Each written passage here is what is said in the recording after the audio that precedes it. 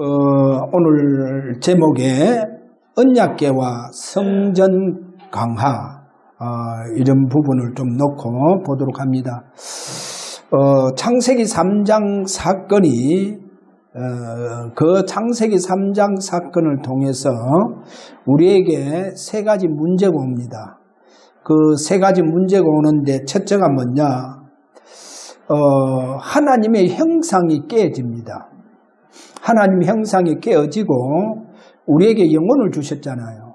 그래 그 영혼이 사단의 영이 들어오다 보니까 우리 영혼 속에 사단의 영이 들어온다니까요. 그럼 왜 되겠습니까? 우리 영혼이 완전히 저주받은 영혼이 되어져 버립니다. 그리고 그 다음에 이제 두 번째가 뭐냐? 에덴 동산에서 우리 인간은 특별히 아담과 하와가 하나님의 임재 속에서 함께하는 축복이 있었습니다. 성경에 보니까 창세기 3장 8절에 거기 가면 이래 말합니다. 하나님께서 그날 바람이 불 때 하나님께서 동산에 거느리시더라. 그래 되가 있죠. 그래 에덴 동산에서 하나님 늘 아담과 하와에게 임재를 해 주셨다는 거예요. 그래 임재해 주셔서 함께 하셨는데 이제 이게 깨집니다. 이게 무너져요. 그래 성경에 보니까 분명히 이래 말합니다. 하나님의 낯을 피하여. 킹 제임스 성경에 가서 보면 하나님의 앞을 떠나 동산 나무 사이에 숨더라. 그래 하나님 앞을 떠나보는 거예요. 지금 우리 성경에는 하나님 낯을 피하려고, 그래 하나님 낯을 피하려고 나무 사이에 숨어버리라는 거예요. 이 말이 뭡니까? 하나님의 그 임재가 이제 아담에게 무너져 버린 거예요. 하나님 임재가 무너져. 그래 하나님 늘 에덴 동산에서 하나님 형상으로 창조된 우리 인간 아담과 함께 해주셨다는 거예요. 늘 임재해서 함께 해주셨는데 이제 사단이 그 유혹으로 말미암아 사단이 이거를 무너뜨려 버렸다는 거예요. 그래 이거를 무너뜨려 버렸습니다. 이 축복을. 그 다음에 이제 우리가 한 가지 또 봐야 될 게 뭐냐? 세 번째로 에덴 동산에 하나님의 형상으로 우리를 창조하시고 영혼을 주시고 우리 인간에게 영생의 축복을 줬다는 겁니다. 에덴 동산에 사는 아담에게 영생의 축복을 줬다는 것. 성경에 가서 보면 창세기 2장 9절에 가서 보니까 동산 가운데 생명나무와, 여기 보면 생명나무가 나옵니다. 그래 이 생명나무의 열매를 통해서 우리 인간은 영생하도록 하나님 그렇게 축복해 줬어요. 그래 원래 인간은 생명나무의 열매로 말미암아 영생하는 거예요. 영생하게 됩니다. 그래서 이 영생의 축복을 무너뜨려 버린 거예요. 영생의 축복을 무너뜨려 버립니다. 이래서 창세기 3장 22절에서 24절에 가서 보니까 여호와 하나님이 이르시되 보라 이 사람이 선악을 아는 일에 우리와 같이 되었으니 선악 아는 일에 우리와 같이 되었으니 그가 그의 손을 들어 생명나무 열매도 따먹고, 여기 보니까 생명나무 열매도 따먹고 영생할까 하노라. 그래 영생할까 하노라. 자 이래서 하나님께서 아담과 하와를 에덴 동산에서 추방해 봅니다. 에덴 동산을 추방해 보고 생명나무에 가는 길을 막아버립니다.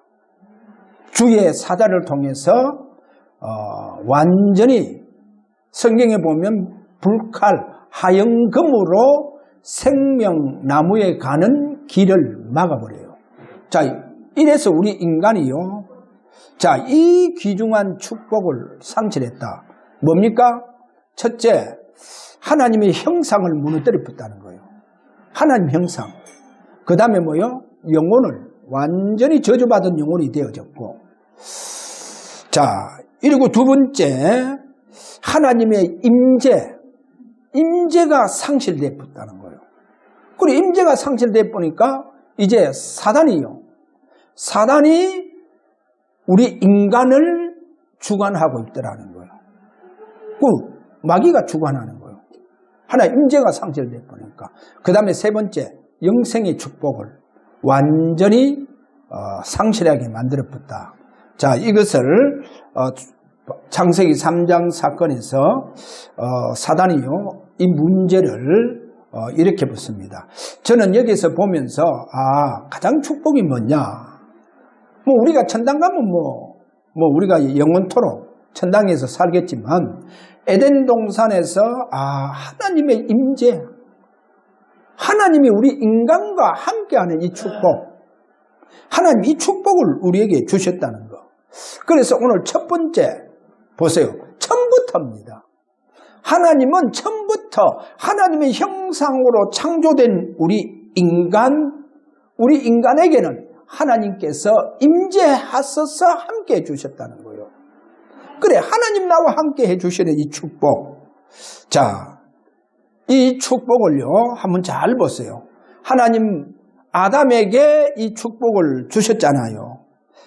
아담에게 이 축복을 주셨고, 그 다음에 우리가 에녹을 보면 창세기 5장 22절과 또 창세기 5장 24절에 가서 보니까 에녹에 대해서 이래 말합니다. 모두셀라를 낳은 후 300년을 하나님과 동행하며 자녀를 낳았으며, 여기 보세요. 자, 에녹이 하나님과 동행하더니 하나님이 그를 데려가심으로 세상에 있지 아니하였더라.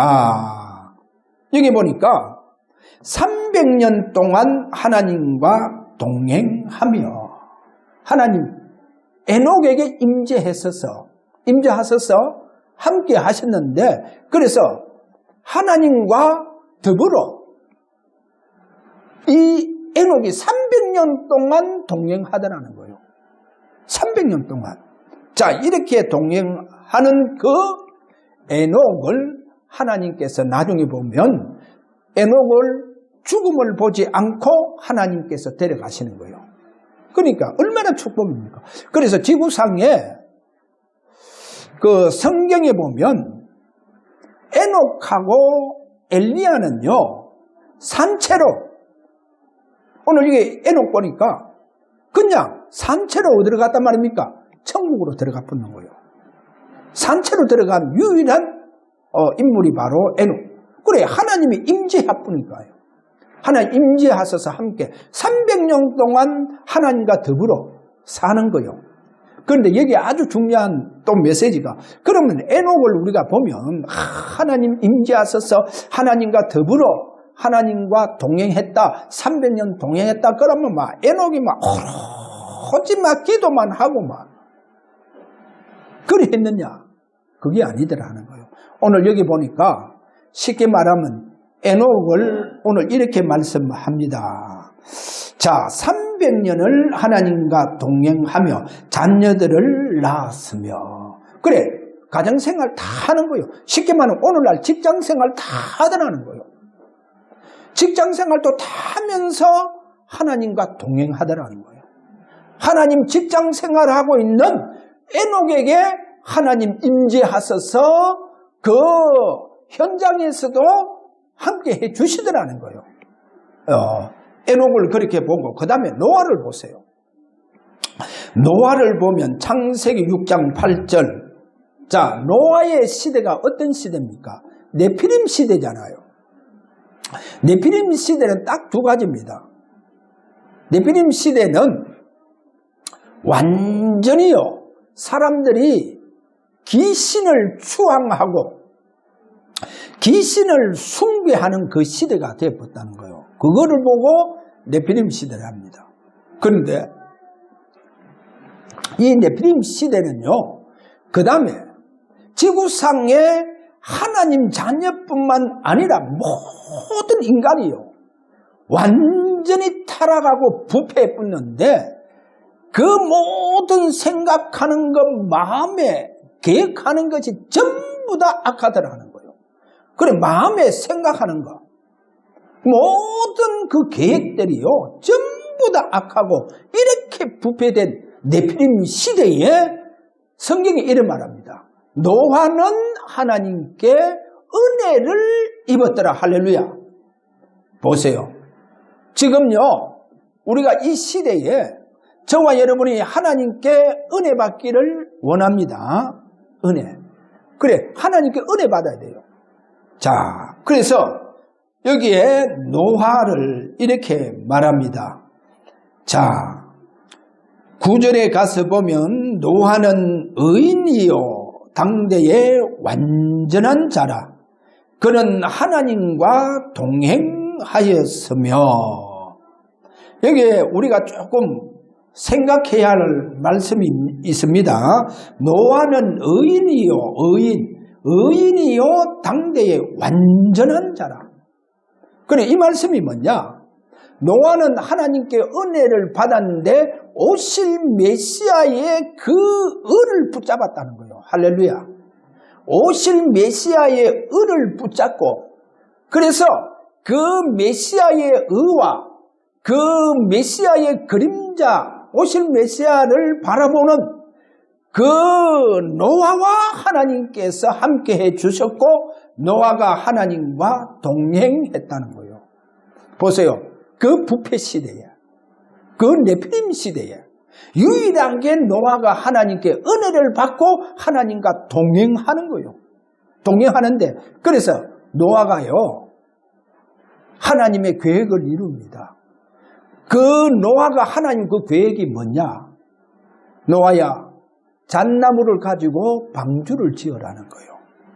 근데 그 방주, 오늘날 배잖아요. 근데 배인데 얼마나 큰 배냐? 3층으로 되어가 있는 큰 배를 만들어라는 거예요. 왜 그렇게 큰 배를 만들어라 하느냐? 앞으로 엄청나게 이 지구상에 홍수가 일어날 것이다. 그래, 엄청난 홍수가 일어나기 때문에 짐승들 전부 다 살려야 된다. 그럼 전부 다 살릴 수 없고 짐승 종류대로 그 암농, 그 숭농 다 짝을 전부 다 방주에 그 1층에 다 집어여라. 그 다음에 나르는 새들도 다 집어여라. 한 상씩 전부 다 집어여서 2층에 거하도록 해라. 그리고 너희들은 3층에 뭐 살아라 이랬겠죠. 자, 이렇게 3층으로 된 큰 배를 어디서 건설합니까? 그 배를요, 산 꼭대기입니다.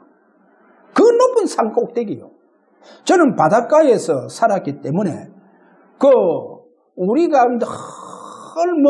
아침 저녁으로 여름 되면 그냥 우리가 수영하러 가잖아요. 맥을 감으러 가거든요. 어릴 때부터. 바로 우리가 맥을 감는 그 바로 옆에 그게 이제 배 공장이 있어요. 그러니까 그 배 공장이 있을 때요, 배가 이제 다 만들고, 그러니까 이제 배를 바다에 띄우잖아요.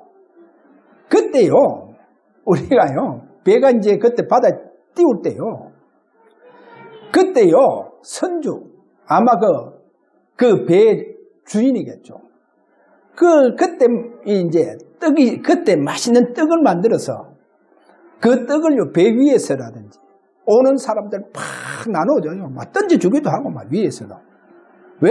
그게 이제 배 그날 만들어서 수주해서 이제 띄우는 날이거든요. 그러니까 그때는 잔치라. 그러니까 그 떡얻어 먹으러 가려고요, 우리가. 그래, 우리 맥을 감는 그 바로 옆에 배 공장이 있었다니까. 그러니까 배를 어디서 만들어야 됩니까? 아니 그래 바로 그 바다에 붙어있는 그 육지에서 만들어야 되잖아. 그런데 노아는요 산 꼭대기 맙니다. 어이거를 만들 수 있어요. 어찌 그 큰 배를요. 그런데 성경에 보니까 120년 동안 봐.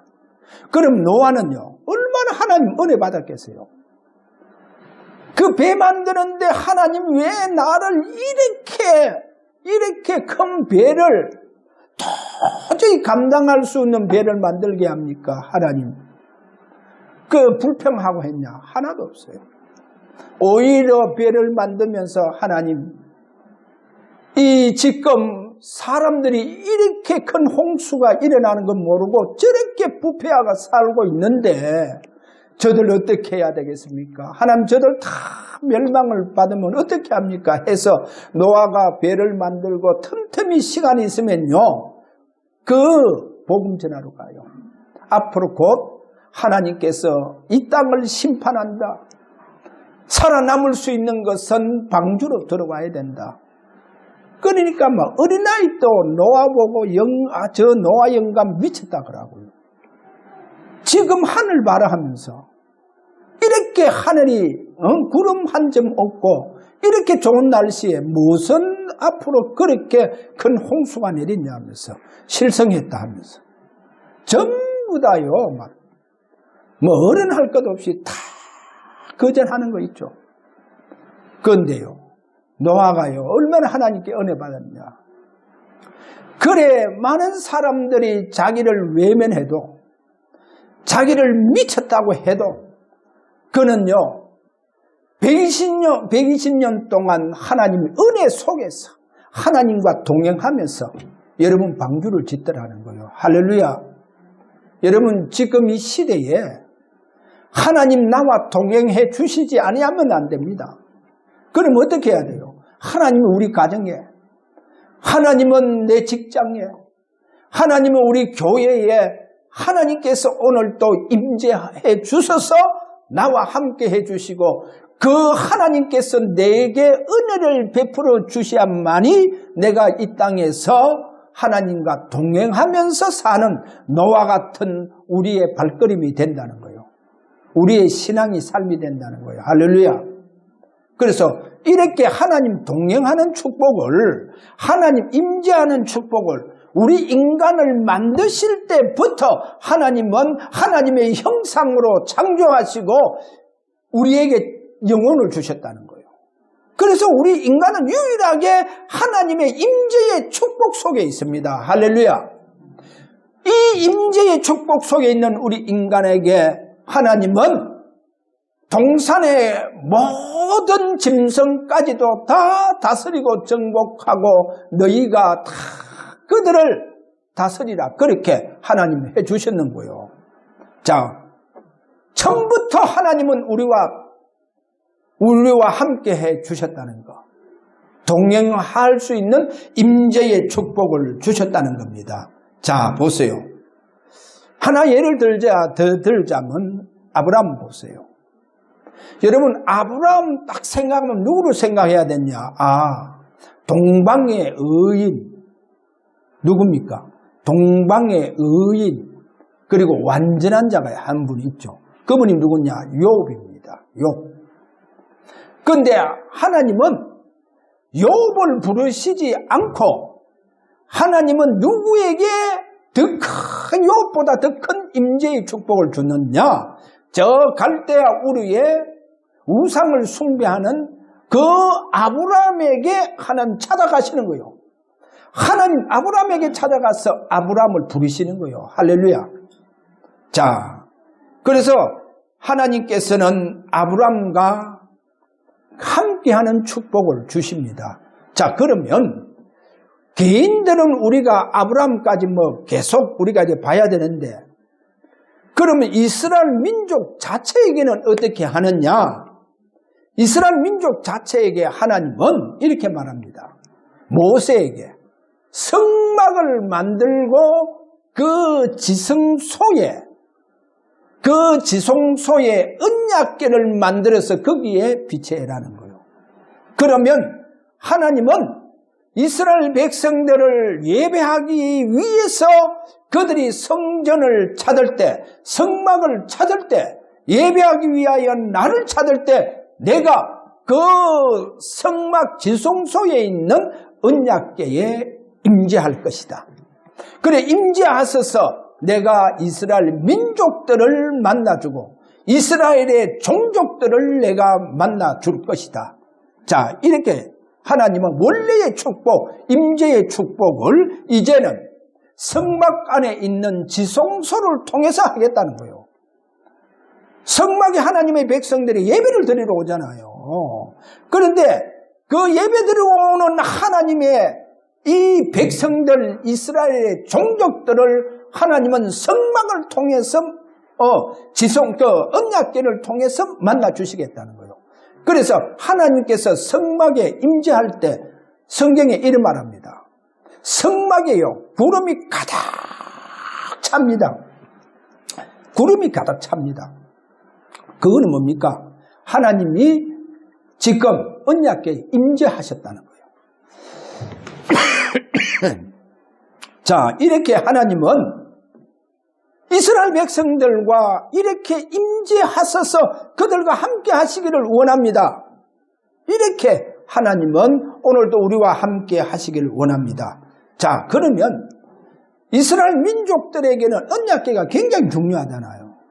그러면 하나님이 언약궤를 모세를 부릅니다. 모세를 불러서 모세야 성막을 만들어라.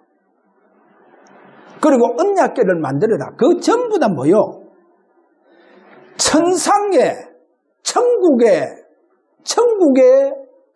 천국에 있는 성소 안에 언약궤가 그대로 있잖아요. 그 양식대로 그대로 모세에게 만들도록 합니다. 그러니까 모세가 하나님이 주시는 그 양식대로 그대로 만들었어요. 그러면 하나님은 오늘 여기에서 잘 아셔야 됩니다. 두 번째로 언약궤를 맡기신 인물들 잘 보세요. 언약궤를 맡기신 인물들이 있습니다. 모세에게 하나님은 언약궤를 만들고 모세야 이 언약궤를 그러면 너는 앞으로 여호수아에게 전달해라 그러겠죠. 그러면 여호수아가 이제 그 언약궤를 맡게 되어지는 거예요. 그런데 이 언약궤를 하나님 맡기신 그 인물들 보면 이들이 전부 다 뭡니까? 하나님의 임재의 축복 속에 있는 사람들이라는 거예요. 하나님의 임재의 축복 속에 있는 그들에게 하나님은 언약궤를 맡기시는 거예요. 그리고 또 한 가지 더 뭐가 있느냐? 하나님의 임재의 축복뿐만 아니라 언약궤를 누구에게 맡겨주시느냐? 하나님은 성령의 기름 부음 받은 자에게 하나님 맡겨주시는 거예요. 그래서 모세에게 하나님은 성령의 기름 부음을 주시고 모세에게 하나님은 보세요. 호렙산에 모세를 찾아오시고 모세에게 임재해 주셨다는 거예요. 그 다음에 보세요. 그러면 모세를 통해서 하나님 언약궤를 맡겨주셨잖아요. 그러면 모세는 이제는 자기 후계자 여호수아에게 전달합니다. 여호수아에게 전달하고 이 언약궤를 어떻게 맡기시느냐? 성경에 한번 보세요. 성경 신명기, 여러분 신명기 24장 9절에 가서 보니까 이제 모세가 죽을 나이가 나이는 뭐 120세인데 죽을 시간표가 아니에요. 모세가 눈도 흐리지 않는 거예요. 기력도 쇠하지 않는 거예요. 자, 이 모세가 이제 하나님께서 나를 부르시구나 해서 여호수아를 데리고 어디로 갑니까? 저 느보산,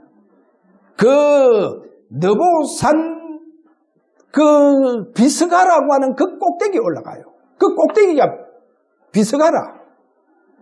거기에서 이제 여호수아에게 하나님 나를 부르신다. 너는 이제 이 백성을 저 광야를 통과해서 가나안 땅까지 데리고 가라. 그리고 하나님의 이 언약궤를 너가 이제 맡고 이제 너가 맡아라 하는 거예요. 자, 이래서 모세가 여호수아에게 안수를 하죠. 안수할 때 성경에 어떻게 말하느냐? 모세가 안수하는데 여호와의 신, 여호와의 성령이요 여호수아에게 임하는 거요. 여호수아에게 임한다는 거요. 그래, 그거를 보고 지혜의 영이 여호수아에게 임하더라는 거예요. 그래, 여호수아가 성령의 쉽게 말하면 기름 부음 축복 속으로 들어가는 거예요. 그 우리가 알아야 됩니다. 언약궤를 누구에게 하나님은 맡기시느냐? 모세는 누구에게 전달시키느냐? 잘 보세요. 하나님 임재의 축복이 있는 사람. 그 다음에 뭐요? 성령의 기름 부음에 이 축복을 받은 자에게 하나님은 구약에 그 인물에게 언약궤를 전달되어지고 그에게 언약궤를 맡기시더라는 거예요. 자, 이래서 잘 한번 봐봐요. 이제 이스라엘 민족들이 광야를 다 통과해서 가나안 땅에 들어가요. 가나안 땅에 들어가서 여호수아와 함께 이제 가나안 땅에 들어가서 저 실로에 그 실로에 장막을 세우고 그곳에 언약궤를 비치합니다. 자, 이게 이제 여호수아의 마지막이요. 여호수아가 마지막, 그가 모세가 자기에게 전달해 줬던 이 언약궤와 이 장막을 이제 가나안 땅에 들어가서 실로에 그 실로에 장막을 세우고 이제 그곳에 그 성막 안에 하나님의 언약궤를 그곳에 비치하는 거예요. 이제 이 사명을 다했는 거예요. 그러면 이 언약궤가 이제 누구에게 전달되어지겠어요? 이 언약궤가 여러분 성경 보면 사무엘 시대에 보면 대제사장 엘리가 있지 않습니까? 그런데 하나님은 언약궤가 결국은 누구에게 전달되어지느냐? 사무엘에게 전달돼요. 하나님은 사무엘에게 맡기시더라는 거예요.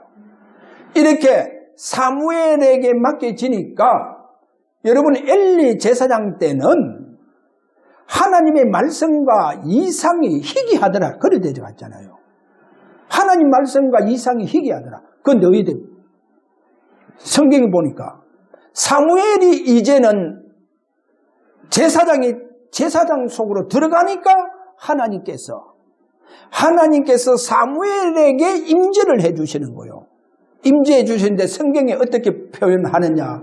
하나님께서 이제 실로에 찾아오시더라는 거예요. 하나님의 말씀이 실로에서 나타나기 시작하는 거예요. 실로에 임하시는 거예요. 이제 그 실로에 그 성막 지성소에 하나님의 임재의 축복을 하나님께서 사무엘에게 주더라는 거예요. 할렐루야. 사무엘에게 임재의 축복을 주시는 거예요. 그러면 사무엘은 이 언약궤의 축복을 누구에게 또 전달해주고 맡기시느냐? 성경에 보니까 다윗에게요. 다윗. 그래서 다윗이요, 왕이 되어가 다윗성을 짓고 거기에 모세의 성막을 본따서 장막을 하나 세워요. 그 이제 다윗성에. 그래서 저 오베에돔 집에 있던 언약궤를 제사장들이 메고 와서 그 다윗이 만든, 다윗이 친 그 성막 안에 언약궤를 모시는 거예요. 왜? 자기에게 맡겨주셨으니까. 다윗 자기에게 이 언약궤를 사무엘 선지자를 통해서 전달되어졌고 자기에게 이 언약궤를 맡겨주셨다는 거예요. 그래서 하나님은 다윗에게 늘 어디에서부터 다윗에게 함께 해주셨느냐? 광야에서 다윗이 양칠 때, 소년 때부터 하나님 임재가 있는 거예요. 그리고 다윗이요, 이제 성령의 기름 부음 속으로 들어가잖아요. 이래서 다윗이요, 하나님 언약궤를 자기에게 맡겨주신 이 언약궤를 다윗성에, 그렇게 다윗성에 이제 그렇게, 여러분 아셔야 됩니다. 다윗이 뭐 왕이라고 해서 그렇게 언약궤를 함부로 다윗성으로 메고 온 것이 아닙니다. 내가 왕인데 내가 왕이니까 당연하게 언약궤를 내가 모셔야 되지 않느냐? 그게 아니에요. 하나님은 다윗에게 사무엘 선지자를 통해서 전달이 되어졌는 거예요. 전달되어지고 다윗에게 하나님은 언약궤를 맡기시는 거예요. 이렇게 언약궤를 맡기셨다는 거예요. 그 다음에 이제 누구에게? 다윗을 통해서 누구에게서요? 솔로몬 왕에게 전달되어집니다. 그런데 솔로몬 왕이 이 언약궤를 맡았는데 그 언약궤를 맡았으면서도 이 언약궤를 잘 간수하지 못해요. 어떻게 되느냐? 이 언약궤보다 성막을 보다 다윗은요, 솔로몬 왕은 제가 지난주 얘기했잖아요. 뭐를 강화시키게 했습니까? 산당을 강화시켜 붙는 거예요. 산당을 어떻게 강화시키느냐? 이 솔로몬이 많은 이방인 여자를 전부 다 첩을 두잖아요. 첩을 둡니다. 그러니까 이 첩들이 전부 다 자기들에게 산당을 지어달라는 거예요. 그러니까 성경에 보면 솔로몬이요. 자, 오늘 성경 제가 한번 읽어드릴게요. 너무 중요해서. 성경 역대하 5장 2절에서 10절에 가서 보면 그게 솔로몬이요. 성전보다도 산당을 더 강화시켰는데 자, 여기 보면 산당 제사를 얼마나 강화시키느냐. 그것도 이방인 여인들을 위해서 산당을 세워주고 그래서 이 이방인 여자들이요 전부 다 산당에 와서 자기 신들에게 제사를 드립니다. 그래서 열왕기상 11장 6절에서 8절에 가보니까 여기에 모압에 가정한 그모스를 위하여 예루살렘 앞 산에 산당을 짓고 누가? 솔로몬이요. 솔로몬이 산당을 짓고 또 암몬 자손에 가정한 몰록을 위하여 그와 같이 하였으며 이래 나옵니다.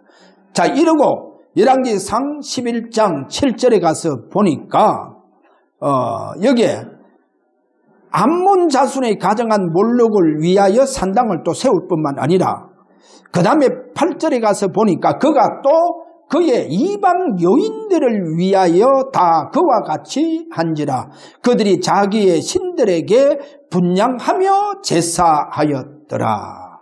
보세요. 솔로몬이 산당을 이리 세웠다는 거예요. 이방인 여인들을 위해서 전부 다 산당을 다 세워줬다는 거예요. 그래 그들이요 거기 가서 자기들의 신들에 대해서 저 신들을 위해서 전부 다 분향하고 제사 드리더라.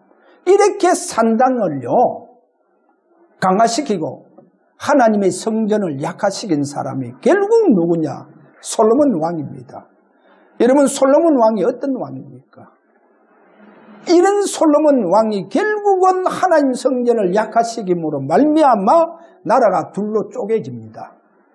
남북으로 갈라지면서 결국 저 북쪽에 있는 북쪽 이스라엘은 아수르로 포로되어 가쁘고 남쪽 이스라엘은 어디로 갑니까? 바벨론으로 다 포로 잡혀 가고요. 그리고 성전은 다 무너져 봅니다. 자, 이런 비극이 일어나게 되어진 것을 보여주고 있죠. 자, 그러면 오늘 우리가 세 번째 여기 보면 언약궤의 실체라고 하는 조금 우리가 세 번째 대지를 보면서 여기에서 우리가 뭐를 잡아야 되냐? 모세 때 보면 만나 담은 항아리와 아론 상난 지팡이는 자 만나 담은 항아리는 출애굽기 16장 34절 거기 가서 보면 증거궤 언약궤 앞에 두어 간수하게 하였고 일어나고 그 다음에 아론의 상난 지팡이도 민수기 17장 4절 증거궤 앞에 두라. 그래 언약궤 안에 두지 말고 언약궤 그 앞에 두라 그렇게 해놨어요. 그러면 언약궤 안에 둔 것은 성경에 보니까 두 돌판 외에는 없습니다. 출애굽기 26장 16절과 21절에 가서 보니까 궤 속에 증거판을 넣어라. 여기 증거판은 뭡니까? 바로 두 돌비를 말합니다. 두 돌판을 말하죠. 그 다음에 열왕기상 8장 9절 여기에 솔로몬 성전에 둔 언약궤에 이제 솔로몬이 성전을 다 짓고 그 성전 안에 지성소에 언약궤를 뒀잖아요. 그런데 거기에 이래 말합니다. 애굽 땅에서 나온 후 여호와께서 결의와 언약을 맺으실 때에 모세가 호렙산에서 그 안에 넣은 것이라. 그러니까 모세 때에 언약궤 안에는 두 돌판만이었다는 거예요. 두 돌판. 그래 이것만 넣었어요. 그런데 성경 바울은 여러분 바울은 히브리서 오늘 9장 1절에서 10절에 가서 보니까 거기에 성막에 대해 성소에 대해서 이야기하면서 지성소에 있는 언약궤 안에는 만나 담은 항아리, 상난 지팡이, 언약의 돌판 다 들어있다는 거예요. 그러니까 모세 때는 분명히 모세는 언약궤 안에 두 돌판 외에 그럼 만나 담은 항아리라든지 아론의 상난 지팡이는 언약궤 앞에 들어있거든요. 언약 앞에 들어있는데 그리고 솔로몬 시대 때 그 언약궤 안에 보니까 두 돌판 외에는 아무것도 없어요. 그런데 오늘 여기에 바울은 왜 지금 언약궤 안에 세 가지가 다 들어있는 거예요. 바울은 세 가지 다 들어있는 거를 오늘 여기 얘기하잖아요. 자, 이게요 저와 여러분이 오늘 붙잡아야 할 메시지입니다. 이 말씀이 뭐냐? 분명히 모세 때는 언약궤 안에는 두 돌판 외에는 아무것도 없어요. 두 돌판 외에. 그리고 솔로몬 시대 때 와서 성전 안에도 언약궤 안에는 두 돌판 외에 아무것도 없어요. 그리고 솔로몬 시대 때 성전이 무너지면서 이 언약궤는 어디 갔는지 없어요. 지구상에서 사라져버렸다니까요. 성전이 무너지면서 그렇게 언약궤는 하나는 숨겨버렸다는 거예요. 없어요. 그런데 오늘 바울은 뭐라 합니까? 언약궤 안에 다 있다는 거예요. 만나 담은 항아리가 있고 그 다음에요 상난 아론의 지팡이도 있고 그 안에 두 돌판도 있고 이렇게 말하잖아요. 저는 여기에서요 바울이 이것을 왜 모세와 달리 이렇게 설명하느냐는 거예요. 모세와 왜 달리 설명하느냐? 여러분 이걸 알아야 됩니다. 다윗이요 천상에 천국의 그 천국 성소에 있는 언약궤 안에는 이 세 가지가 다 있더라는 거예요. 그럼 어떻게 해서 이걸 봤냐? 제가 볼 때 출애굽기 12장 그 1절에서 4절에 가서 보면 바울이 셋째 하늘 이끌려 가는 거예요. 쉽게 말해서 나군에 이끌려 들어가죠. 나군에 이끌려 들어갑니다. 여러분 나군에 이끌려 들어가는 거예요. 그러니까 바울이요 그 나군에 가서 천국에 가서 보니까 성소에 뭐가 있더라니까 언약궤가 있더라는 거예요. 예를 들어서 계시록 11장 19절에 가서 보세요. 계시록 여기 11장 19절에 가서 보니까 나군을 이끌려 갔을 때에 언약궤를 봤을 것이라는 거예요. 계시록 11장 19절 여기에 하늘에 성소가 있고 언약궤가 다 있더라는 거예요. 그래 천상에는 다 있는 거예요. 성소에서 언약궤 안에 다 있는 거예요. 저는 오늘 이것을 보면서 그러면 오늘 이거는 뭐를 보여주고 있습니까? 여러분 보세요. 천국에 있는 성소와 이 언약궤에 실제로 모세에게 그대로 이것을 만들 수 있도록 양식을 하나님 주셨잖아요. 그래 모세가 그대로 그 양식대로 다 만들어 봤어요. 다 이스라엘 백성 동문회가 다 만들어 봤습니다. 그리고 모세를 통해서 이것이 여호수아에게 전달되어지고 사무엘에게 전달되어지고 다윗에게 전달되어지고 솔로몬에게 전달되어졌잖아요. 그래 솔로몬에게 맡겨졌는데 결국은 뭡니까? 이 언약궤가 어떻게 됐어요? 솔로몬 시대에 성전이 무너지면서 언약궤는 어떻게 됐어요? 어디고 사라져버리는 거예요. 사라졌잖아요. 그런데 오늘 바울이 이걸 왜 언급하느냐? 이 언약궤가 실제로 천국에 있는 언약궤가 눈에 보이지 않게 이 언약궤가 저 마가다락방에 거기에 전달되어지고 마가다락방에서 저 어디로 전달됩니까? 바로 안디옥 교회에 전달되어지더라고. 그리고 다윗에게도 분명히 바울에게도 전달되어졌는 거예요. 그래서 오늘 저와 여러분 우리 주사랑 교회와 우리에게도 전달되어지고 맡겨져야 됩니다. 이렇게 주사랑 교회에 전달되고 맡겨지면 무슨 일이 일어나느냐? 모세 시대 때의 언약궤에 두 돌판 외에 아무것도 없다는 거예요. 이 말은 뭐냐? 언약궤가 실제로 천상에 있는 언약궤가 바울에게 전달되어지듯이 오늘 우리에게 전달되어지면 저와 여러분에게 주사랑 교회에 뭐가 회복되고 뭐가 살아나느냐? 하나님의 말씀이 살아납니다. 하나님의 말씀이 살아나고 하나님의 법이 살아나고 하나님의 말씀의 능력이 살아난다는 것을 보여주고 있죠. 할렐루야. 자, 오늘 이 축복이 일어나도록. 그럼 제가 오늘 왜 이 얘기하느냐? 여러분은요, 지구상에 많은 교회가 있습니다. 큰 교회가 있고 작은 교회가 있고 많은 교회가 다 있어요. 많은 교회가 다 있다니까. 작은 교회가 다 있어요. 그런데 중요한 것은 뭐냐? 그 아무리 크고 화려한 그 교회를 한다 할지라도 거기 하나님 임재하지 아니하면 그 교회는 건물에 불과합니다. 여러분 구약 때 예를 들어서 언약궤에 하나님이 임재하지 아니하면 그 언약궤는 나무 상자에 불과합니다. 나무 상자에 불과해요.